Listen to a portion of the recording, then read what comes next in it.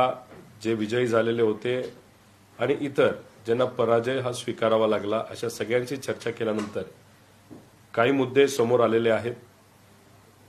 त्यातल्या काही मुद्द्यांवर आम्ही अभ्यास सुद्धा केलेला आहे आणि अजून अभ्यास सुरू आहे। पण एक गोष्ट इथं मला स्पष्ट करायची आहे की आम्ही सत्तेत आलो नाही म्हणून आम्ही नाराज आहे असं नाही। सत्तेत येईल नाही हा विषय दुसरा, पण आमचा कुठेतरी एक अंदाज होता काही झालं तरी आम्ही 124 ते 130 च्या खाली येणार नव्हतो आणि वरती जब काय आकडा होता तिथं स्पर्धा होती, चुरशीची लढत होती। अनेक उमेदवार हे प्रामाणिकपणे तिथं लढले, मनापासून लढले। आम्ही तिथं सभेला गेलो, साहेब गेले, अनेक इतर महत्त्वाचे नेते तिथं गेले। तिथं जो उत्साह होता सभेमध्ये, कुणी भाड्यावर पैसे देऊन आणलेले लोक तिथं नव्हते। एवढा उत्साह असताना कुठे मोठ्या प्रमाणात नाराजगी ही सरकारवर त्या ठिकाणी असताना सुद्धा सोयाबीन, कपाशी, बेरोजगारी, महिला सुरक्षेचा विषय अतिशय महत्त्वपूर्ण तिथं असताना, दुधाचा प्रश्न महत्त्वपूर्ण असताना सुद्धा जे काही निकाल लागले ते निकाल स्वीकारण्यासाठी उमेदवार सोडा, कार्यकर्त्यांपासून लोकांपर्यंत कोणालाही हा निकाल एवढा सहजपणे महायुतीला कौल मिळेल असं वाटत नव्हतं। काही मुद्दे इथं सांगतो। एक तर ईव्हीएम मशीनवर 6 कोटीपेक्षा जास्त मतदान तिथं झालं, पण महत्त्वाचं काय की 5,33,000 मतदान हे पोस्टल बॅलेटवर झालं। पोस्टल बॅलेटवर जेव्हा मतदान होतं त्याच्यामध्ये काही प्रमाणात अंदाज आपल्याला येतो की या महाराष्ट्रामध्ये काय होणार आहे। याच्यामध्ये आपण जर बघितलं तर ईव्हीएम पोस्टल बॅलेटला जर आपण एनडीएला बघितलं तर 43.3% पसंती होती आणि तसंच महाविकास आघाडीला आपण बघितलं तर 43.1% अशी पसंती होती। पण जेव्हा ईव्हीएम मशीनकडे आपण वळलो आणि ईव्हीएम मशीनची मतमोजणी सुरू झाली तेव्हा आपण जर बघितलं तर 49.5% हे एनडीएकडे गेलं आणि तिथं आम्ही 43 वरून डायरेक्ट 35 वर तिथं आलो। म्हणजे 0.2% बॅलेटवर आमचा फरक होता महायुतीने आमच्या, तो डायरेक्ट 14% तिथं गेला। आता ह्याच्यामध्ये आपण आकडेवारी जर घेतली आमदारकीची तर असा अंदाज होता की एनडीएचे 141 उमेदवार निवडून येतील आणि त्याच्यामध्ये आमचे 137च्या आसपास उमेदवार निवडून येतील बॅलेट पेपरच्या अनुषंगाने। कारण का सर्वे आपण जेव्हा करतो तेव्हा 1,50,000 नाही तर 2 लाख असे सॅम्पल घेतो, त्याच्यावरनं आपण अंदाज काढतो महिला पुरुषचा प्रॉपर मिक्स करून की कुठली पार्टी सत्तेत येईल, त्याला आपण प्री पोल पोस्ट पोल अशा पद्धतीने तिथं म्हणत असतो। त्यात आमचे 137 येतील असं वाटत होतं, 141 आमचे जे कुठले सर्वे होते त्याला 137च्या आसपास आम्ही तिथं येत होतो। पण जेव्हा ईव्हीएम मशीन सुरू झाले तेव्हा क्लीन स्वीप म्हणजे 234 हे महायुतीचे निवडून आले आणि आम्ही डायरेक्ट 50 वर तिथं आलो। आता आपण जर बघितलं तर 2019ला आमदारकीचं इलेक्शन जेव्हा आपण बघितलं असेंब्लीचं, त्याच्यामध्ये बॅलेट पोस्टरवर काँग्रेस 45 दिसत होतं, किती निवडून आले? 44 आले। 101 बीजेपी दिसत होतं, किती आले? 105 आले। बॅलेटवर इंडिपेंडंट 12 दिसत होते, 13 आले। शिवसेना 56 दिसत होतं बॅलेटवर, किती निवडून आले? 56 आले। आम्ही 60 दिसत होतो, ते 54 आम्ही तिथं निवडून आलो। म्हणजे बॅलेटची मुवमेंट, बॅलेटमध्ये जे काय आपल्याला दिसतं आणि ऍक्च्युअली जे दिसतं आपल्या मशीनवर ईव्हीएम ते समानच्या आसपास असतं, नाही तर ±2-3% असतं। 13%चा डिफरन्स तिथं नसतो। महाराष्ट्र पार्लमेंट 2024चं आपण जर घेतलं तर शिवसेना उद्धव ठाकरे साहेबांना 13 येतील असं वाटत होतं, बॅलेटवर आले 10।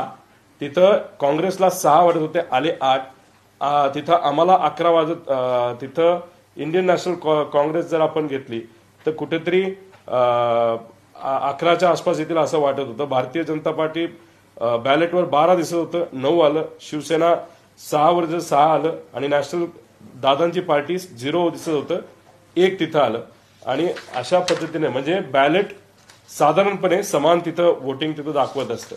हेच आपण जर हे घेतलं हरियाणा पॅटर्न, तर हरियाणामध्ये पोस्टल बॅलेटवर काँग्रेस 73 दिसत होतं, आलं 37। बीजेपी 16 दिसत होतं, आलं 48। आता ह्याच्यात अजून एक मोठा फरक झालेला आहे। एक तर बॅलेट आणि ह्याच्यावर मी तुम्हाला अंदाज सांगतो। दुसरं वोटिंगमध्ये मोठ्या प्रमाणात वाढ झालेली आहे. म्हणजे आता पार्लमेंट 2014 आणि असेंब्ली 2014 याच्यामध्ये 37 लाखाची वाढ झाली होती. 7.6% मतदारांनी ज्यांनी मतदान केलं त्याच्यात वाढ झाली होती. त्यानंतर 14 आणि 19 पार्लमेंट, 14 असेंब्ली आणि 19 पार्लमेंटमध्ये 16 लाख. त्यानंतर 19 पार्लमेंट आणि असेंब्ली 19 याच्यामध्ये 11 लाखाची वाढ झाली होती. पार्लमेंट 24 आणि असेंब्ली 19चा फरक काढला तर 20 लाख आहे. पण आत्ताची खासदारकी आणि आत्ताची आमदारकी ह्याच्यामध्ये जर आपण फरक काढला तो हा फरक येतो 74 लाख. म्हणजे 74 लाख लोकांनी अतिरिक्त मतदान लोकसभा आणि विधानसभामध्ये तिथं केलेलं आहे. माझ्या मतदारसंघामध्ये 40,000ली वाढ तिथं झालेली आहे. ते आकडे मी तुम्हाला देतो. आता आमचं म्हणणं एवढंच आहे की ही जी मोठी वाढ झालेली आहे याच्यात गाड्या मोठ्या प्रमाणात लागल्या असत्या. त्या गावामध्ये सुद्धा एक चर्चा झाली असती, अरे जबरदस्त वोटिंग वाढले, खूप मोठ्या प्रमाणात लोकांची गर्दी आहे. ठराविक बूथ सोडले जिथं मतदान जास्त आहे पण बूथ 2च आहे. जिथं 3 बूथ पाहिजे होते तिथं 2 असल्यामुळे तिथं 9 वाजेपर्यंत चाललं. पण बहुतांश बूथवर मतदान पटकिनी संपलं होतं. तर 74 लाख ही जी ग्रोथ तिथं झालेली आहे त्याच्या खोलात जर आपण गेलो, भोसरीला 1 लाखाची वाढ लोकसभा आणि विधानसभा झालेली आहे आणि तिथं बीजेपीचा उमेदवार निवडून आला. त्यानंतर पनवेलमध्ये 87,000, मावळमध्ये 72,000, शिरूर जिथं अशोक बापू निवडून येतील असं आम्हाला वाटत होतं तिथे 71,000. आणि ही मेजॉरिटी जी वाढ झाली जिथं जिथं झालेली आहे तिथं महायुतीचा उमेदवार मोठ्या प्रमाणात निवडून आलेला आहे. तुम्ही जर सोशल मीडिया नाही तर टीव्हीवर काही चर्चा बघितल्या, शिर्डीमध्ये काही विद्यार्थ्यांनी मतदान केलं अशी तुम्ही चर्चा ऐकलेली आहे. काही जसं आपलं कन्नड आहे तिथं जेवढं मतदान आहे त्याच्यापेक्षा कितीतरी जास्त मतदान ईव्हीएम वर झालंय. त्यात ईसीआय म्हणजे इलेक्शन कमिशनने एक्सप्लेनेशन दिलं, पण ते एक्सप्लेनेशन सुद्धा आपण टॅली केलं. त्याच्या मोठ्या प्रमाणात तिथं आपल्याला फरक हा त्या ठिकाणी दिसतोय. आता ह्याच्यामध्ये आपण जर बघितलं तर पोस्टलवर 56% भाजप दिसत होतं, ईव्हीएम मध्ये डायरेक्ट 90%वर गेलंय. शिंदे गट 35% पोस्टलवर दिसत होतं, डायरेक्ट 70%वर गेलंय. अजितदादा 40% दिसत होतं, 69वर गेलंय. आणि आम्ही बघितलं काँग्रेस 55% दिसत होतं, 14वर आलंय. ठाकरे 68% दिसत होतं, 21वर आले. आणि पवार गट 43 वरनं डायरेक्ट 11%वर तिथं आलेला आहे. त्यामुळे हे मोठे तिथं फरक आहेत. त्याच्याच बरोबर ईव्हीएम मध्ये काही गोष्टी म्हणजे 95 मतदारसंघ आहे ज्याच्यामध्ये 19 मतदारसंघात ईव्हीएम मध्ये जास्त मतं आढळली आणि 76 मतदारसंघ असेल ज्याच्यामध्ये ईव्हीएम मध्ये कमी मतं आढळली. असे 95 एका न्यूज चॅनलनी सुद्धा ते कव्हर केलं होतं. 95 ठिकाणी तिथं मतामध्ये फरक जाणवत होता मशीन आणि ऍक्च्युअल C17 मध्ये. पण त्यात बघितलं 84 ठिकाणी एनडीए जिंकलंय, 10 ठिकाणी एमव्हीए जिंकलंय आणि एका ठिकाणी AMIM तिथं जिंकलेलं आपण सगळे बघू शकतो. त्याच्याच बरोबर काही मतदारसंघामध्ये कराड उत्तर बाळासाहेब पाटील 90,935, पाटण सत्यजित पाटणकर 9,935, दोघांना सेम. त्यानंतर कराड दक्षिण 1,01,50 हे पृथ्वीराज चव्हाणांना.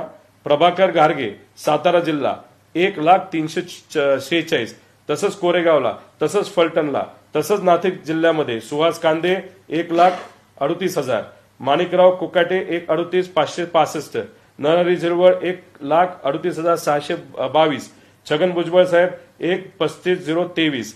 त्याच्याबरोबर आपण हिरानाम खोसकर 11,75,75, नितीन पवार 11,19,19, दिलीप बनकर 1,20, राहुल असं जर आपण बघितलं तर याच्यामध्ये कुठं ना कुठंतरी एक प्रेडिक्टेड लॉजिकचा वापर जर केला असेल मशीनमध्ये तर मग अशा पद्धतीने आकडेवारी येऊ शकते असं काही तज्ज्ञांचं तिथं मत आहे. अणुशक्ती नगरला सुद्धा 17व्यापर्यंत आमचा उमेदवार हा प्लस होता. पण नंतर जर आपण बघितलं जेव्हा विरोधी पक्षाचे उमेदवार हे तिथं बूथवर आले म्हणजे बूथ मोजणीच्या इथं, त्यानंतर त्यांचं म्हणजे आमचं मतदान कमी झालं आणि आमच्या विरोधकाचं मतदान त्या ठिकाणी कुठेतरी वाढलेलं आहे. त्याच्याचबरोबर बॅटरीचं प्रमाण जर बघितलं तर त्यांनी सांगितली बॅटरी फार पॉवरफुल होती म्हणून मतमोजणीच्या दिवशी 99% बॅटरी आपल्याला सापडल्या. मग आम्हाला प्रश्न असा आहे की मग काही ठिकाणी 70% होती, काही ठिकाणी 76% होती, 80% होती आणि काही ठिकाणी बॅटरी 0% गेली होती. मग तुम्ही 99ला जे लॉजिक देता बॅटरी जबरदस्त आहे, तेच लॉजिक खरं जर बघायला गेलं तर बाकीच्याला ते लॉजिक बसत नाही. तर आमच्या सगळ्यांचं असं मत आहे की याच्यामध्ये जी काय तफावत ही मोठ्या प्रमाणात या सगळ्या विषयामध्ये तिथे येत आहे, याच्यावर योग्य अशी एक्सप्लेनेशन येण्याची जरूरत आहे. आमचं मत, आम्ही रडीचा डाव खेळतोय असं अजिबात नाही, पण उमेदवारांना आम्ही जवळून ओळखतो.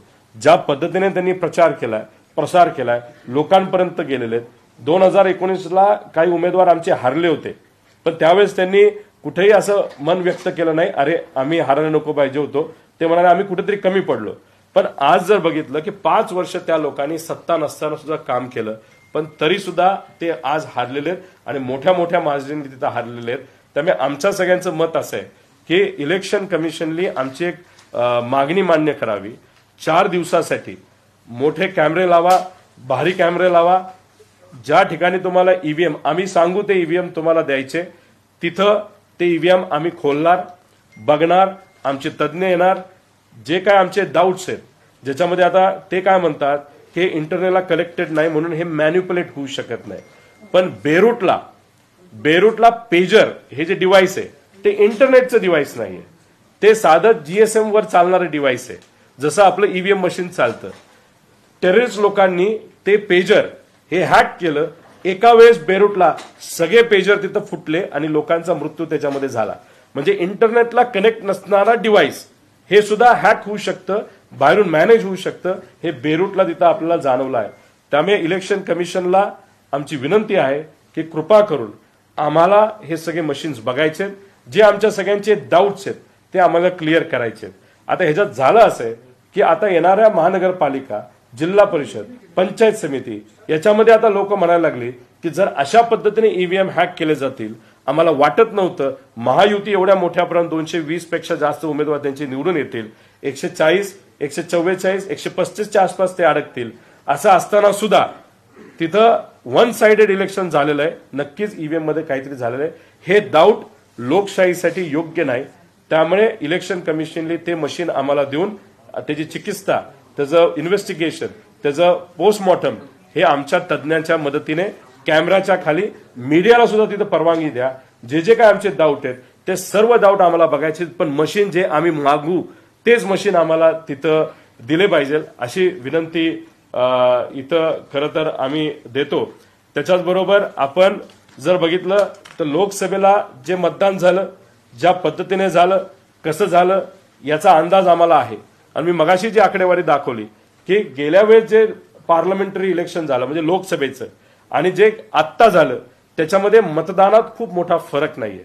पण आत्ता आपण लोकसभेचं इलेक्शन आणि विधानसभेचं इलेक्शन बघितलं तर आजपर्यंत इतिहासात सगळ्यात जास्त वाढ 13% वाढ तिथं झालेली आहे. ते अननॅचरल आहे.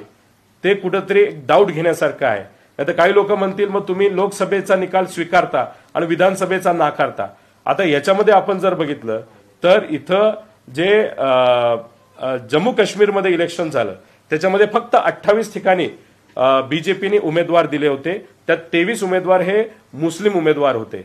पण बाकी ठिकाणी त्यांनी एक सुद्धा उमेदवार दिला नाही जिथं मुस्लिम मतदार हे जास्त आहेत, 98%, 99%.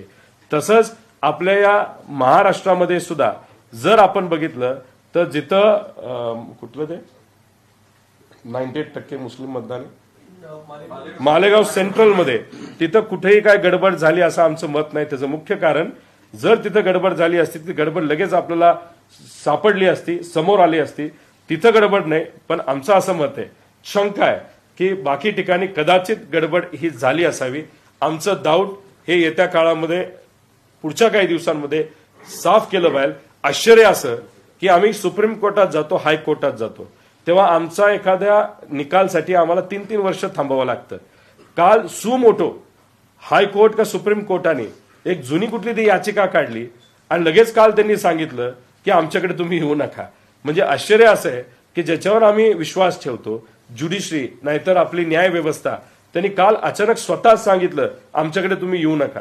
म्हणजे हे जे काय चाललंय ते चुकीचं चाललेलं आहे. याच्यात स्पष्ट भूमिका घेत इलेक्शन कमिशनली आम्हाला त्या गोष्टी तिथं सांगितलं पाहिजे.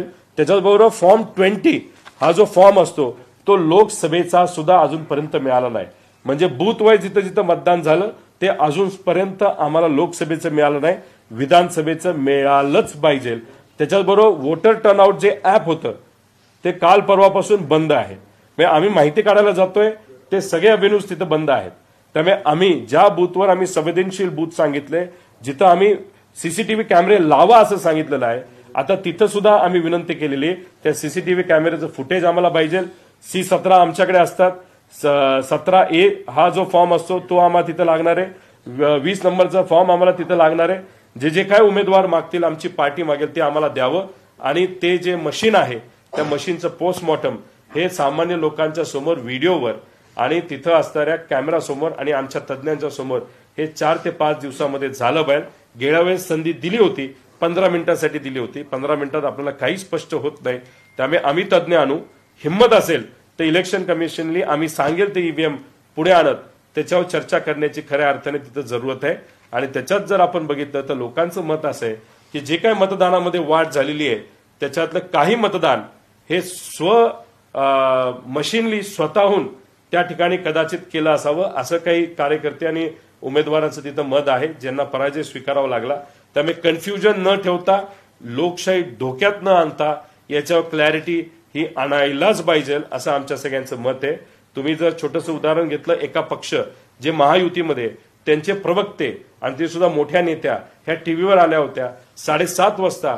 त्यांना कोणीतरी विचारलं की तुमचे किती उमेदवार निवडून येतील, त्यावेळेस त्यांनी सांगितलं होतं 15 ते 18 हे महायुतीच्या एका घटक पक्षाने आमचे उमेदवार निवडून येतील असं सांगितलं होतं.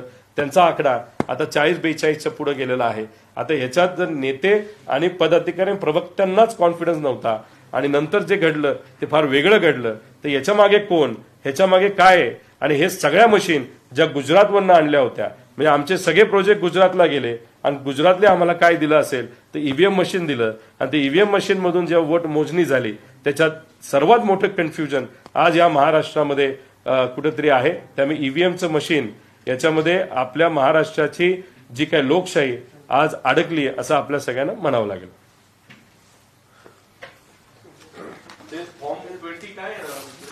फॉर्म 20 जो विषय असतो त्याच्यामध्ये आपल्याला कळतं की बूथ निहाय किती किती कसं कसं मतदान झालेलं आहे.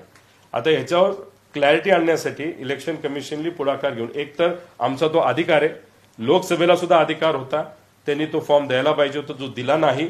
आता आमची मागणी आहे लोकसभेचा पण द्यावा आणि आम्हाला आता या विधानसभेचा सुद्धा लवकरात लवकर द्यावा. तो फॉर्म त्यांच्याकडे आहे. मशीन रिपोर्ट सुद्धा आम्हाला पाहिजे, कारण बऱ्याच ठिकाणी 5:30 वाजताच मतदान बंद झालं अशी चर्चा आहे. आता ह्याच्यामध्ये कन्फ्युजन का निर्माण होतं की जेव्हा तुम्ही मशीनला मॅन्युप्युलेशन करता त्या मशीनमध्ये जे क्लॉक असतं, जे घड्याळ असतं, त्याच्यामध्ये सुद्धा मॅन्युप्युलेशन होतं. त्यामुळे मशीन रिपोर्ट आम्हाला मिळाला पाहिजे, कारण बऱ्याच ठिकाणी 5:30 वाजता पोलिंग हे बंद झालं होतं.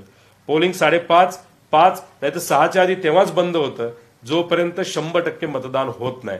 जर 100% मतदान तिथं झालंच नसेल, असं कुठलंच बूथ नाही जिथं 100% झाले, तरी सुद्धा 6च्या आधी तुम्ही मशीन का बंद केलं, त्याचं कारण काय होतं, या सगळ्या गोष्टींवर कुठेतरी स्पष्टता आणायची खऱ्या अर्थाने आज लोकशाही टिकवण्यासाठी आपल्या सगळ्यांना जरूरत आहे. त्याच्याचबरोबर काही टीव्ही चॅनलनी सुद्धा ईव्हीएम मशीन कसं हॅक करता येईल. आता आम्हाला सुद्धा काही लोक भेटले होते की तुम्हाला आम्ही असं असं करून देतो, मतदान वाढून देतो, मतदान कमी करून देतो, पण आम्ही लोकशाहीवर विश्वास ठेवणारे लोक असल्यामुळे त्या गोष्टींकडे आम्ही विश्वास ठेवला नाही. मग ती लोक आम्हाला भेटत असतील तर ज्यांच्याकडे पैसा आहे, जसं की आज सत्तेत असणाऱ्या लोकांकडे, तर त्यांनी त्याचा वापर का केला नसावा. त्यांच्याकडे ज्या सिस्टम्स आहेत, नाही तर ईव्हीएम मशीन बनवत असताना त्याच्यामध्ये जर काय वेगळ्या काय गोष्टी झाल्या असतील तर ते सगळे डाऊट्स आपल्याला कुठे ते क्लिअर केले पाहिजे. याच्यात आम्ही मान्य करतो की जे काही इतर योजना आहेत सरकारच्या, समजा लाडकी बहीण योजना असेल, पैशाचा वापर, दडपशाहीचा वापर, गुंडांचा वापर, याच्यामुळे 2-3 टक्के मतं इकडे तिकडे गेली असतील, नाही तर 4% गेली असतील, पण 13, 14, 15% मतदान हे याच्यामुळे हलवू शकत नाही. आणि हे स्पष्ट आमचं मत आहे की काहीतरी वेगळं झालेलं आहे. सत्तेत येईल नाही हा प्रश्नमार्क होता, पण 120 पर्यंत तरी महाविकास आघाडी तिथं कुठे ना कुठेतरी पोचायला पाहिजे होती. आज विरोधी पक्ष नेता नाही, मग लढायचं कसं लोकांसाठी. आणि लोकांचा आता जो काही विश्वास या सिस्टमवरून उडत चाललाय, तो कुठेतरी हा विश्वास परत आणण्यासाठी ही चिकित्सा नाही तर पोस्टमॉर्टम मशीनचं लोकांसमोर, मीडियासमोर, कॅमेरासमोर ज्या पद्धतीने सुनावणी ही सुप्रीम कोर्टला टीव्ही समोर होती नाही तर मीडिया समोर होती, तसंच हे सगळे मशीन काढून चेक करणं हे महत्वाचे. व्हीव्हीपॅट मॅच होणारच आहेत, कारण का आमचं व्हीव्हीपॅट. अजून एक गोष्ट, काही व्हिडिओज आमच्याकडे आलेत ते मी पब्लिश करेन. त्याच्यामध्ये एका उमेदवाराने त्याच्या कार्यकर्त्याने, ते चुकीचं आहे पण त्यांनी व्हिडिओ काढला मतदान करताना, बटन दाबलं रोड रोलरचं, तिथं फोटो आला रोड रोलरचा, पण तो फक्त फोटोच होता, खाली चिठ्ठीच पडली नाही. मग असं आम्ही समजायचं का आम्ही जे बटन दाबतोय आम्हाला चित्र मात्र आमचं दिसतंय, पण खाली जे चिठ्ठी पडतीये चित्र आमचं पण चिठ्ठी ही भाजपची नाही तर महायुतीची, असं आम्ही समजायचं का? तर या सगळ्या गोष्टी स्पष्ट झाल्या पाहिजे. लोकशाही टिकली पाहिजे, नाहीतर लोकांचा विश्वास लोकशाहीवर, ईव्हीएम मशीनवर, इलेक्शनवर राहणार नाही. हे सगळ्यात घातक गोष्ट आहे. पैशाचा वापर अमाप झालेला आहे आणि जर पैशाचा वापर होणारच असेल तर शेतकऱ्याची पोरं, नाहीतर सामान्य लोकांचं प्रतिनिधित्व करणारी लोक, आध्यात्मिक क्षेत्रातील लोक, नाहीतर मीडिया मध्ये सुद्धा जे इच्छुक आहेत ते इलेक्शन लढूच शकणार नाहीत.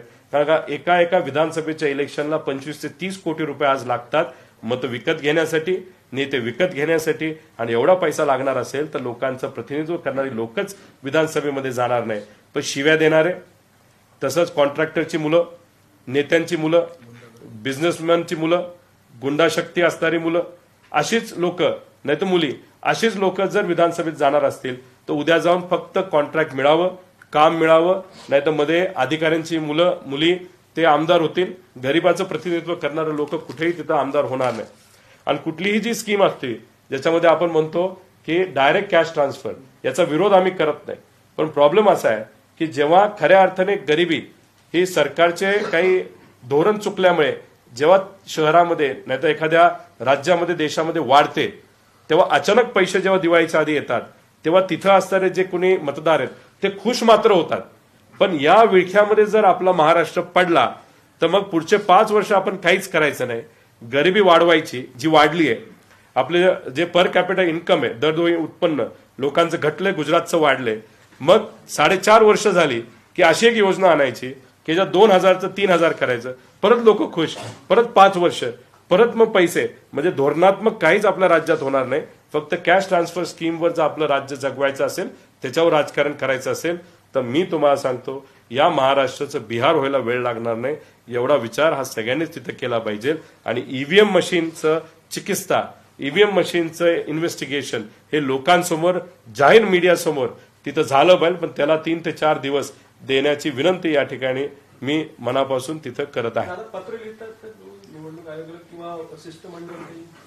नाही, याच्याबद्दल काल जी चर्चा झाली, जे उमेदवार असे म्हणतात की आमच्या मतदारसंघामध्ये काही अशा वेगळ्या गोष्टी झालेल्या आहेत, त्यांना आम्ही वकिलांची साथ देत आम्ही कोर्टाकडे जाण्याचा विचार तिथं करत आहोत.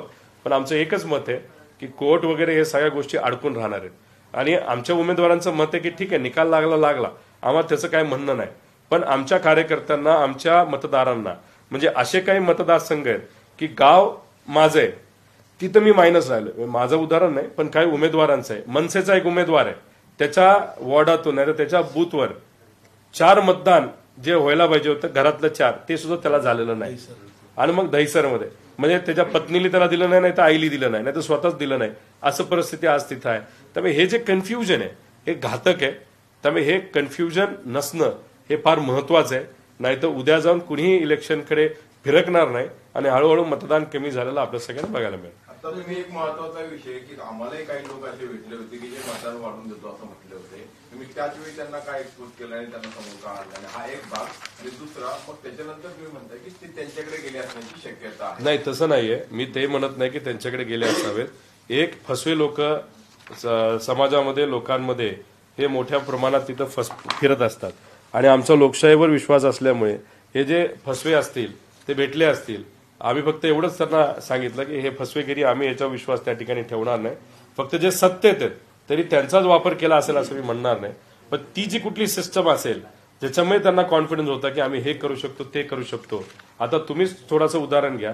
मुंबई तक हा जो चॅनल आहे त्यांनीच एक कुठला तरी एक व्हिडिओ सिस्टमवर टाकलेला आहे. त्याच्यामध्ये स्टिंग ऑपरेशन त्यांनी केलं असं सांगितलंय. ते तुम्ही थोडंसं डिटेलमध्ये बघून घ्या. ते स्टिंग ऑपरेशन काय होतं, कसं काय झालं, कशामुळे झालं, याचा कुठं ना कुठेतरी अंदाज तिथं करण्याची घेण्याची जरूरत आहे. आमचं तिथं मत आहे. व्हीव्हीपॅट मध्ये पण चेंजेस होऊ शकतात असं तुम्ही म्हटलंय. नाही, व्हीव्हीपॅटच्या बाबतीत मी एवढंच म्हणतोय की फोटो दिसताना, जसं मी एक उदाहरण आहे, मी व्हिडिओ मागितलेला, तो व्हिडिओ मी उद्या पब्लिश करेल. एका उत्साही कार्यकर्त्याने, खरं तर ते अलाउड नाहीये, पण तरी सुद्धा त्यांनी मोबाईल नेला. पण असतो एक जोश असतो, बघ मी माझ्या नेत्यासाठी काय केलं, त्यांनी तो व्हिडिओ काढलाय. त्या व्हिडिओमध्ये दिसतं असं की तिथं जो फोटो निघतो तो नुसतं फोटोच दिसतो, पण चिठ्ठी जी खाली पडायला पाहिजे तिची चिठ्ठी पडत नाही. मग कुठेतरी शंका अशी येते की मतदान केलं, दिसताना फोटो आम्हाला आमचा दिसला ज्याला आम्ही मतदान केलं, आणि नंतर कळतं असं की तिथं फोटो तो दिसला असला तरी चिठ्ठी खाली जी पडली ती कदाचित ही महायुतीच्या पक्षाची नाही तर भाजपची पडली असावी, असंही काही डाऊट आम्हाला त्या ठिकाणी येत आहे. 17C फॉर्म तुम्हाला दिलं होतं सर्व उमेदवारांना, तर तो टॅली होता असं तुम्ही म्हणता मतदान 78 लाख वाढलं किंवा C-17 फॉर्म म्हणजे मतदान किती झालं मशीनवर, आणि आपल्या म्हणजे आपण जेव्हा मतमोजणी करतो म्हणजे त्या दिवशी मतदान किती झालं त्याचा तो पुरावा त्या ठिकाणी असतो. त्याच्यात कुणी केलं, कसं केलं अशी काही नावं तिथे लिहिलेली नसतात. फक्त मतदान किती झालं म्हणजे आपल्याला किती मशीनचा टाइम किती होता, क्लोजिंग टाइम किती होता, असं बरंच काय त्याच्यामध्ये लिहिलेलं असतं आणि सह्या असतात. बस त्याला फक्त टॅली नंबरचा असतो. विषय एवढाच आहे की समजा त्याच्यामध्ये झाले 1000 मतदान, पण त्या 1000 पैकी आम्हाला जे काय असेल की समजा फक्त 900 लोक तिथं आली, जर 100 हे कोण का मशीनलीच केलं का काय झालं हे बघण्यासाठी सीसीटीव्ही कॅमेरा तिथं जे होते त्याचं फक्त आउटपुट तुम्ही द्या. त्या सीसीटीव्ही कॅमेराचं आम्ही आउटपुट तिथं बघू. आता काही जसं शिरूरमध्ये काही करमाळ्याची लोक तिथं आढळली, काही साताऱ्याची लोक तिथं आढळली.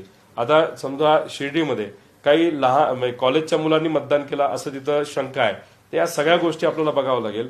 काही ठिकाणी त्याच मतदारसंघामध्ये एक व्यक्ती 2 ठिकाणी सुद्धा मतदान केलंय अशी चर्चा आहे, दुबार नावं आहेत. त्यामुळे हे सगळ्या गोष्टी कुठेतरी बघण्याची जरूरत आहे असं आमचं सगळ्यांचं मत आहे. निवडणूक आयोगाने डिनाय केलंय, त्याचं म्हणणं की असं कुठेही झालेलं नाहीये आणि अजून कुठेही तक्रारी सुद्धा अशा काही कशाच्या बाबतीत हे सगळे आरोप हे बघा, कन्नडच्या बाबतीत त्यांनी काय सांगितलंय, लोकांनी आवाज उठवला तेवढा परत आयोग जागं झालं. त्यानंतर त्यांनी सांगितलं होतं 81 नंबर बूथवरील आकडेवारी चुकून 80वर पडली, पण त्याच्यात 81 नंबरचं चुकते ना परत. मग ते काय म्हणणार, आता 82चं 81ला पडलं, मग परत काय म्हणणार 83चं 81वर पडलं. म्हणजे काहीतरी लॉजिकल सांगितलं पाहिजे. बोलायचं म्हणून बोलून चालत नाही. मग तुम्ही 20 फॉर्म द्या, आम्ही जो मागतोय तो मशीन रिपोर्ट द्या आम्हाला. सगळे तुम्ही व्हिडिओ जे काढले गेले ते सीसीटीव्ही कॅमेरा जे संवेदनशील बूथ होते ते आम्हाला तुम्ही द्या. त्यानंतर मशीनची चिकित्सा करण्याची परवानगी त्या ठिकाणी तुम्ही द्या, पण 15 मिनिटं नाही. आमच्या जे कोणी टेक्निशियन्स आहेत ते तिथे येतील, अधिकाऱ्यांसमोर, मीडियासमोर, टीव्ही समोर, लोकांसमोर जे काय आम्हाला चेक करायचं तिथं आम्ही चेक करून घेऊ. तुम्ही निवडणूक आयोगात जाणार का? यासंबंधी तक्रार करणार? जावं लागेल, कारण का काय, ठीक आहे मी निवडून आलोय, मला तसं टेन्शन नाही.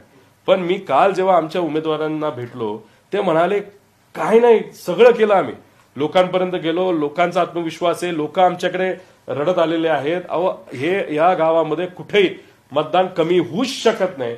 हे कसं झालं आम्ही ॲफिडेव्हिटवर लिहून तुम्हाला देतो. अशा परिस्थितीमध्ये जे दडपण आमच्या उमेदवारांवर आलंय, एवढं सगळं करून लोकांची सेवा केली, कोरोनामध्ये सेवा केली, बरंच काय आम्ही शिक्षणाला मदत केली, आम्ही लोकांपर्यंत वेगळ्या वेगळ्या माध्यमातून तिथं पोहोचलो. आणि ह्या सगळ्या गोष्टी होऊन सुद्धा जर मतदानच मिळत नसेल आणि मतदान ठीक आहे 5-6 हजारांनी पडणं, डायरेक्ट 50-50, 60-60 हजाराचा जो फरक येतो, आम्ही विश्वासच ठेवू शकत नाही. ही जी आमच्या उमेदवारांची परिस्थिती झाली ती कुठेतरी समजून घेऊन मला असं वाटतं की चिकित्सा करण्याची त्या ठिकाणी जरूरत आहे. तुम्ही निवडून आले तेव्हा अजित पवारांनी सभा घेतली नाही म्हणून ते कारण ठरलं असं ते परवाच्या दिवशी म्हणत होते. तुम्हाला तथ्य वाटतं का ते जे बोलतात? आमचं मत होतं की मोदी साहेबांची आणि अमित शहा साहेबांची जी सभा तिथं ठरली होती ती व्हायला पाहिजे होती. मग माझं मताधिक्य वाढलं असतं. त्यामुळे आज कुणी काय बोलू शकतं. मग अमित शहाची सभा तिथं कॅन्सल झाली ना, का कॅन्सल झाली, ते तर तुमच्याच पक्षाचे नेते. त्यानंतर देवेंद्र फडणवीस साहेब तिथं प्रचाराला का नाही आले, मग तिथं नड्डा आले, हात हलवला, टाइम असताना सुद्धा हात हलवून निघून गेले. मग आता म्हणायचं का नड्डांना पाहिजे होते, राम शिंदे पडले पाहिजे. उगाच काहीतरी तुम्ही विषय घेऊन तिथं बोलत आहात आणि एक वेगळं भावनिक आणि भांडवल करण्याचा प्रयत्न करत आहात. म्हणजे 2019ला असंच तुम्ही भावनिक झाला खापर विखे पाटलांवर फोडलं, मागच्या दरवाज्यानी तुम्ही तिथं MLC घेतली, आता परत तुम्ही रडताय MLC आहातच, आता मंत्रिपद मिळालं पाहिजे. त्यामुळे हे जे काय भावनिक नाट्य त्यांनी काल तिथं केलं त्याच्यामध्ये आमचा प्रश्न एवढाच आहे, मग तुमचे भाजपचे मोठे मोठे नेते का तिथं तुमच्या प्रचारासाठी आले नाहीत ते तुम्ही स्पष्टपणे लोकांना सांगा. राम शिंदे नाही, अजित पवार जे बोलले त्याच्यावरती मी प्रतिक्रिया विचारत होतो तुमची. अजित पवार म्हटले माझी सभा झाली असती तर काय झालं असतं. आता अजितदादांच्या सभा जिथं जिथं व्हायला पाहिजे होता तिथं का नाही झालं याचाही अभ्यास आपण तिथं करूया. बारामतीमध्ये अजितदादा एकच दिवस घालवायचे, आता त्यांना 10 दिवस का तिथं घालवायला लागले याचाही आपल्याला अभ्यास करावा लागेल. आता तुम्ही जर बघितलं इलेक्शन डिक्लेअर झाल्यापासून इलेक्शन हुसतंय, जो काय काळ त्याच्यामध्ये गेला, जर दादा बारामतीमध्ये कमी आणि बाहेर जास्त त्यांनी फिरले असते तर चांगलं झालं असतं, पण त्यांना फिरता नाही आलं. त्यामुळे वेळ मर्यादित असल्यामुळे त्यांनी त्यांचे उमेदवार जिथे आहेत तिथं जाण्याची पसंती केली असावी म्हणून ते तिकडे गेले असतील. आता दादा वेगळ्या पक्षाचे नेते आहेत, त्यांच्याबद्दल मी तिथं काय बोलणार. त्यांची कॉमेंट अशी होती की थोडक्यात वाचले ते, थोडक्यात निवडून आले, मी जर तिथं सभा घेतली असती तर काय झालं असतं. म्हणजे मग आमचं हे म्हणणं आहे, अमित शहा साहेबांनी, मोदी साहेबांनी, नड्डा साहेबांनी भाषण करायला पाहिजे होतं. माझं मतदान 20,000 वाढलं असं जसं लोकसभेत झालं तसं. आज ठाकरे गटाची बैठक पार पडली त्यामुळे स्वबळावरती लढण्याचा विचार ठाकरे पुढची निवडणूक विचार आहे, चर्चा आहे. त्यांचं जेव्हा काही फायनल होईल तेव्हा आपण त्या बाबतीत जास्त स्पष्टपणे बोलून घेऊ. पण त्यांचं मत हे महानगरपालिका मुंबईच्या बाबतीत असावं, तिथं एकटे त्यांना लढायचंय. आता उद्या जाऊन असंही ठरू शकतं की ज्या काही स्थानिक स्वराज्य संस्था आहेत त्याचे काही इलेक्शन निवडणूक लागतील ते त्या जिल्ह्याला तिथं असणारे नेते ठरवतील, त्या पद्धतीने तुम्ही तिथं लढलं पाहिजे असाही कदाचित निर्णय घेतला जाऊ शकतो. जोपर्यंत उद्धव ठाकरे साहेब तिथं प्रेस घेऊन बोलत नाहीत तोपर्यंत फक्त चर्चेला आपण खरं समजून कुठलाही तिथं निर्णय घेऊ नये असं मला वाटतं. या निवडणुकीत शरद पवारांचे वोट ट्रान्सफर झाले नाहीत मातृश्री म्हणजे शिवसेनेला, असं काही आमदाराचं म्हणणं आहे. मशालीला वोट ट्रान्सफर झाला नाही त्याच्यामुळे पराभव झाला आमदारांनी जाऊन सांगितलं. कसं आहे, आता शेवटी त्यांना जे वाटतं त्यांनी तिथं सांगितलेलं आहे, आम्हाला जे वाटतं ते आम्ही सांगितलेलं आहे. पण मी जो मुद्दा आज घेतला तो पार्टीच्या पलीकडे जाऊन होता, तो त्यांच्या गटासाठी सुद्धा होता, काँग्रेससाठी सुद्धा होता, आमच्यासाठी सुद्धा होता. म्हणजे विदर्भामध्ये लोक अक्षरशः सोयाबीन त्यानंतर कपाशी याचे भाव कमी असल्यामुळे तिथं मोठ्या प्रमाणात अडचणीत आलेले आहेत. तिथं ज्या पक्षाने बाहेरून कापूस आणला, ज्या पक्षाने सोयाबीनवर लक्ष दिलं नाही, ज्या पक्षाने दुधावर लक्ष दिलं नाही, अशा पक्षाला जर तिथं जास्त मतदान होते आणि ते निवडून येतात, याच्यावरनं मला असं वाटतं की काहीतरी चुकतंय, काहीतरी कुठंतरी पाणी मुरतंय. ते कुठं मुरतंय एवढं फक्त कळावं. ते कळत असताना लोकशाही मार्गाने सगळ्यांसमोर ते चिकित्सा झाली पाहिजे असं आमचं प्रामाणिक मत आहे. ठाकरे गटाच्या आमदारांचं हे पण म्हणणं होतं की मौर्यातनं बाहेर पडाच आणि कट्टर हिंदुत्ववादी भूमिका घ्या, अशा पद्धतीची भूमिका आजच्या बैठकीत त्या आमदारांनी मांडली. ठीक आहे, आता त्याच्याबद्दल न राऊत साहेबांनी स्पष्टीकरण दिलं, न उद्धव ठाकरे साहेबांनी स्पष्टीकरण दिलं, न आदित्य ठाकरेंनी स्पष्टीकरण दिलं की अशी अशी चर्चा झाली आणि असं असं आमचं मत आहे आणि मग आम्ही त्याच्यावर ही भूमिका घेत आहोत. फक्त चर्चेतून आपण एखादा निर्णय घेणं हे योग्य नाही. काल आमच्या बैठकीत काय चर्चा झाली ही स्वतः मी तिथं बोलून दाखवतोय आणि त्याच्यात बहुतांश ठिकाणी जे काही कन्फ्युजन आहे नाही तर डाऊट आहे ईव्हीएम मशीनचं हे मी तिथं आपल्या सगळ्यांसमोर तिथं व्यक्त केलं. ईव्हीएम संदर्भात तुमच्याकडे एवढी चर्चा झाली, त्याचवेळी मग आत्मचिंतन म्हणून बाबा आपल्या काय चुका झाल्या, उदाहरणार्थ अनेक ठिकाणी बंडखोरी आपण थांबू शकलो नाही, 20 पेक्षा जास्त ठिकाणी बहुधा तुमच्या मैत्रीपूर्ण लढती मविवामध्येच झालेल्या आहेत. नाना पटोले आणि उद्धव ठाकरे यांच्या संदर्भात तो मुख्यमंत्री पदावरचा विषय किंवा तो संघर्ष, ह्या सगळ्या गोष्टींवरती कधी तुम्ही चिंतन करणार नाहीत का? तर बघा, याच्यावर चिंतन करायचं झालं तर 57 ठिकाणी महायुतीमध्ये बंडखोरी झाली होती, त्याचा प्रभाव त्यांना तिथं मात्र आला नाही. आणि आम्हाला जर तुम्ही बघितलं तर बंडखोरीचा खूप इम्पॅक्ट तिथं आलाय असं नाही, पण आम्हाला जे ट्रम्पेट नावाचं चिन्ह आहे त्याचा खूप मोठा इम्पॅक्ट आलाय. 11 ठिकाणी आमचे उमेदवार तिथं पडलेले आहेत. त्यामुळे त्याचा तर आम्ही अभ्यास पूर्वीपासून केलेला आहे. दुर्दैव असं यंदा सुद्धा 11 ठिकाणी आम्हाला फटका बसलेला आहे. लोकांपर्यंत जाऊन सुद्धा माझ्याच मतदारसंघामध्ये रोहित पवार नावाचा एक डमी उमेदवार जो उभा केला होता त्याला ट्रम्पेट दिलं होतं, 3,500 मतं त्यांनी खाली. त्याच्याबरोबर इतर ठिकाणी सुद्धा 11 उमेदवार आमचे त्याच्यामुळे तिथं पडले, त्याच्यावर चर्चा झाली. त्याच्याच बरोबर जे काही ओबीसी मराठा हा जो वाद या महाराष्ट्रामध्ये मुद्दामून काही सत्तेत असलेल्या लोकांनी निर्माण केला आणि त्याच्यावर एक वेगळ्या पद्धतीचं राजकारण झालं, त्याच्यामुळे सुद्धा मोठ्या प्रमाणात फरक झालेला जाणवतोय. हिंदू मुस्लिम करण्याचा प्रयत्न, कटेंगे बटेंगे, याचाही तिथे इम्पॅक्ट आहे. पण आणि लाडकी बहीण योजनेचा, आता ह्या सगळ्या गोष्टी घेतल्या तर ते 4 ते 5% येऊ शकतं प्लस मायनस. पण आमचं मत असं आहे की एवढा मोठा जो इतर ठिकाणी फरक झालाय, आता अशोक बापूंसारखा उमेदवार पडला पण 5,000 पडला तर आम्ही म्हणलो असतो की ठीक आहे, तो जो इम्पॅक्ट आम्ही गृहीत धरतोय तो त्याच्यामुळे. डायरेक्ट 74,000 पडणं हे थोडंसं आम्हाला मान्य होत नाही. तुम्ही जर भोसरीमध्ये गेलात तर तिथं कुठलेही सर्वे तुम्ही बघा, त्याच्यामध्ये सकारात्मक सर्वे येत होते. तर डायरेक्ट 50,000चा फरक म्हणजे तिथं 1 लाखाली मतदान वाढतं आणि आमचा उमेदवार 50,000 पडतो. तसंच तिथं इतरही मतदारसंघ आपण जर घेतले तिथं त्याच बाबतीत काही घोळ झालेला आहे. त्यामुळे मला काय म्हणायचं आहे की आम्ही सगळ्यांवर चर्चा केली, सगळ्या गोष्टी, इतर गोष्टी आमच्या हातात आहेत. जी गोष्टी आमच्या हातात नाही ते ईव्हीएम.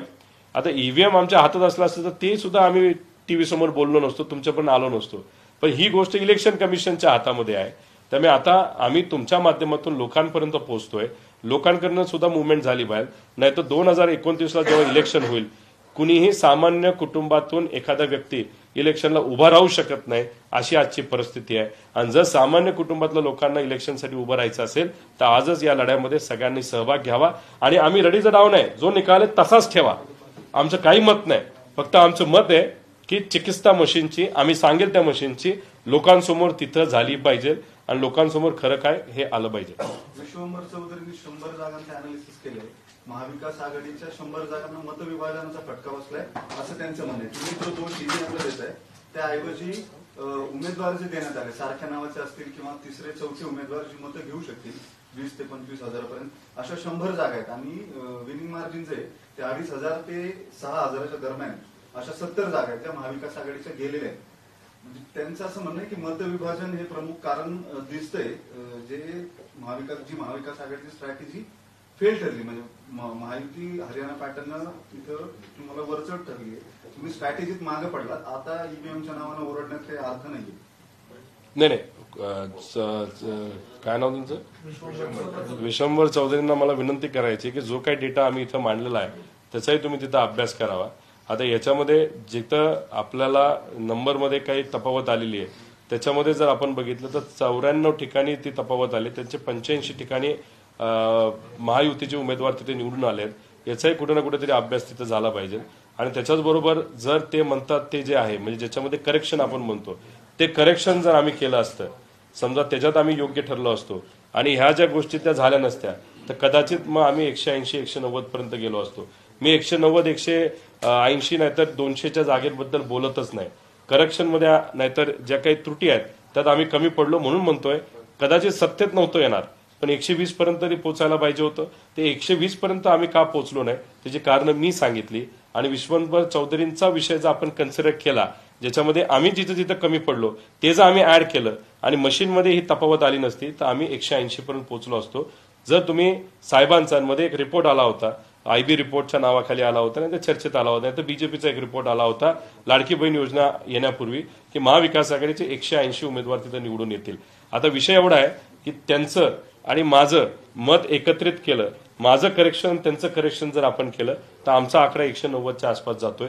190चा विषय नाही, आमचा विषय 120, 25, 30, 37चा विषय आहे. त्या विषयावर जसं बॅलेट पेपरवर जे दिसतंय 137 त्याच्या आसपास आमचे उमेदवार यायला पाहिजे होते. आणि मग आमचे 137 त्यांचे 140च्या आसपास खेळ हा सर्व अपक्ष उमेदवार जे उभे राहिले त्याच्यावर तो आला असता, जी चर्चा झाली होती. आणि त्याच्यावर जर तुम्ही बघितलं तर बीजेपी पासून सगळ्या लोकांनी म्हणजे आम्ही सुद्धा आणि अनेक इतरांनी इंडिव्हिज्युअल म्हणजे जे अपक्ष कॅन्डिडेट त्यांना फोन केले होते, त्यांना बोलवण्यात आलं होतं, चर्चा सुद्धा तिथं सुरू झाली होती. पण जो निकाल लागला तो कोणालाच हा न पचणारा निकाल लागला. आमचं मत तुम्ही आकडेवारी बदलू नका, 50लाच आम्हाला ठेवा. पण जे काही डाऊट सामान्य लोकांमध्ये आणि कार्यकर्त्यांमध्ये आलेलं आहे ते मात्र पारदर्शक पद्धतीने हे कुठेतरी लोकांसमोर क्लिअर झालं पाहिजे. नाही तर येणाऱ्या कुठल्याही निवडणूकमध्ये लढत असताना डाऊट जर डोक्यात राहिलं तर लोकशाही जिवंत राहणार नाही. लोकसभेला पश्चिम बंगाल, कर्नाटक आणि महाराष्ट्र ही 3 मोठी राज्य होती ज्याचा मोठा आकडा हा लोकसभेसाठी महत्वाचा असतो. त्यावेळी तुमच्या मनात शंका काय? दादा तुम्हाला हेच सांगितलं मी की त्यावेळेस जे मतं इन्क्रीज झाले त्या इन्क्रीजमध्ये परत एकदा आपल्याला मी सांगतो, त्याच्यामध्ये जो आकडा वाढला 2014 पार्लमेंटमध्ये 4,87,00,000 मतदार होते. 2014 असेंब्लीमध्ये विधानसभेमध्ये 5,24,00,000 होते, 37 लाख वाढले. 19ला पार्लमेंट म्हणजे लोकसभेला 5,40,40,00,000 आले. 19 असेंब्लीला 5,51,00,000 म्हणजे 10 लाख वाढले. त्यानंतर 19ला जे असेंब्ली झालं त्याच्यामध्ये 5,51,00,000 मतदान झालं. आता असेंब्ली 2024 म्हणजे आम्ही जी लढलो 6,95,00,000 गेलं. आता आम्ही डाऊट का घेत नाही, 2019ला असेंब्ली म्हणजे मी ज्याच्यात गेल्या वेळेस आमदार झालो होतो त्याच्यात आणि ज्याच्यामध्ये गेल्या वेळेस म्हणजे 31 खासदार आमचे निवडून आले त्याच्यात 5,71,00,000 20 लाख फक्त मतदान वाढलेलं आहे. 20 लाख. आता प्रश्न असा आहे की पार्लमेंट 6 महिन्यापूर्वी झाली आणि आता असेंब्ली आता आम्ही जी लढलो त्यात 74 लाख मतदान वाढलेलं आहे. त्यामुळे हा आकडा जो 20 लाखाच्या आसपास नाही तर 10 लाख नाही तर नेहमी दरवर्षी हा 5 लाखाला वाढतो याच्या आसपास असला असता तर आम्ही तुम्हाला बोललोच नव्हतो, चर्चा केलीच नसती. 74 लाख मतदान मोबिलाइज करायला आपल्याला किती गाड्या लागतील? 40,000 मतदान माझ्या मतदारसंघामध्ये समजा वाढले, तेवढं मतदान मोबिलाइज करायला 11,000 गाड्या लागल्या असत्या.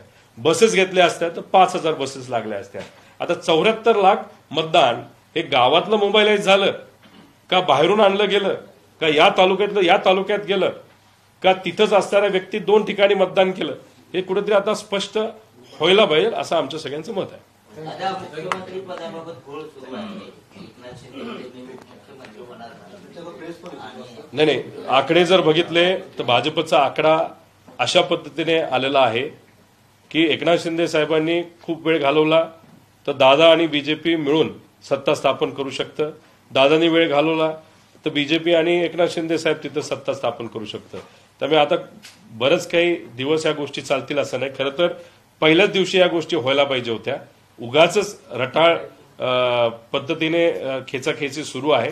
सगळ्यांना माहिती काय होणार आहे. भाजपचंच तिथं मुख्यमंत्री पद येऊ शकतं.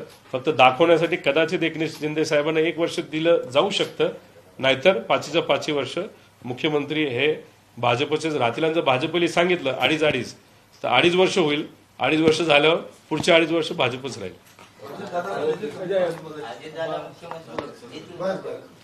दिलं तर चांगली गोष्ट आहे. आम्ही सुद्धा त्या गोष्टीचं स्वागत करू, अभिनंदन करू. पण भाजपला तुम्ही चांगल्या पद्धतीने जर ओळखत असाल तर भाजप सहजपणे अजितदादांना मुख्यमंत्री बनवतील असं नाही. एकनाथ शिंदे साहेबांना सुद्धा बनवणार नाही. पण गेले 2.5-3 वर्ष एकनाथ शिंदे साहेब असल्यामुळे आता एकनाथ शिंदे साहेबांना मागण्याचा अधिकार आहे म्हणून फक्त ते थोडंसं पुढं मागे करत आहेत. जर त्यांना गेल्या 2.5-3 वर्षात मिळालं नसतं तर मग एकनाथ शिंदे साहेबांनी सुद्धा मागितलं नसतं. त्यामुळे शेवटी भाजपला ताकद खूप मोठी मिळालेली आहे. मुख्यमंत्री हा भाजपचाच झाला तर होईल. फक्त कोण होईल? देवेंद्र फडणवीस साहेब होतील का आपल्या महाराष्ट्रातलाच एक भाजपचा नेता जो 2019ला त्याला तिकीट नाही मिळालं, तो केंद्रात जाऊन त्यांनी चांगलं काम केलं, अशा व्यक्तीला दिलं जाईल हे मात्र सांगता येणार नाही. बावनकुळे असं म्हणतात की बोलू नका तर उरलेले आमदार पण आमच्याकडे येतील, जे राष्ट्रवादीचे असतील शिवसेनेचे असतील. आल्यानंतर त्या बाबतीत चर्चा करू. पालकमंत्री पदाबाबत आता म्हणजे वादविवाद सुरू झाले. म्हणजे आम्ही मुख्यमंत्री ठरलं ना, आता पालकमंत्री नाशिक पुणे जे महत्वाचे रायगड येतात त्यांच्यात वाद सुरू आहेत. महायुतीत खिचडी झाली असं वाटतं नाही. आता शेवटी तो त्यांचा अधिकार आहे. त्यांना मॅन्डेट तसं मिळाले, कसं मिळालं हा प्रश्न वेगळा. पण मिळालं असेल तर त्यांना कोणाला द्यायचं तर ते. आता गेल्या वेळेस पण बऱ्याच लोकांनी कोट बीट जॅकेट शिवून ठेवलं होतं, त्यांना मिळालं नव्हतं, तर त्यांचा अधिकार पहिला असावा. त्यामुळे थोडंसं वादविवाद होतील. बरीच काही चर्चा आपल्या टीव्हीवर बघायला मिळेल. जे काही आपण सोप ऑपरा ज्याला म्हणतो, नाहीतर जे काही पारंपरिक आपण चॅनल्स तिथं बघतो ते जरा काही दिवस बंद करून फक्त न्यूज चॅनल जरी बघितले तरी आपल्याला एंटरटेनमेंट पुढचे बरेच दिवस बघायला मिळेल असं मला वाटतं. समाजकारण, प्रशासन आणि राजकारणातल्या अचूक विश्लेषणासाठी बखर लाईव्हच्या सोशल मीडिया प्लॅटफॉर्म्सना लाईक, फॉलो आणि सबस्क्राईब करा.